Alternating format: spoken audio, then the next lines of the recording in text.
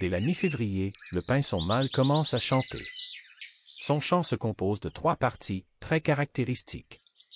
La femelle, qui revient du sud, construit seule son nid, pendant que le mâle chante de plus belle. Ensuite c'est la couvée. Pendant 2 semaines, la femelle ne quitte ses œufs que quelques instants par jour, pour aller chercher sa nourriture.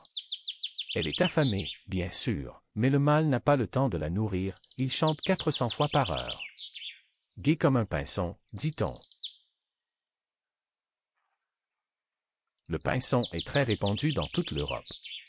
Ses ailes portent 2 bandes blanches sur fond noir, plus nettes chez le mâle que chez la femelle.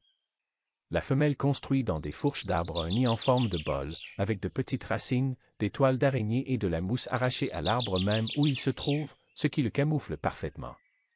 Le plus vieil oiseau bagué trouvé jusqu'à présent a atteint l'âge de 14 ans. En règle générale, les pinsons vivent rarement plus de 5 ans. La mortalité au nid est particulièrement élevée les années où il y a un manque de chenilles. Chaque couple occupe un territoire sur lequel aucun autre pinson n'est toléré. Les mâles s'agitent sans cesse, se provoquent par leurs chants et se battent pendant tout le printemps. À l'automne, les adultes et les jeunes émigrent en bande vers le sud.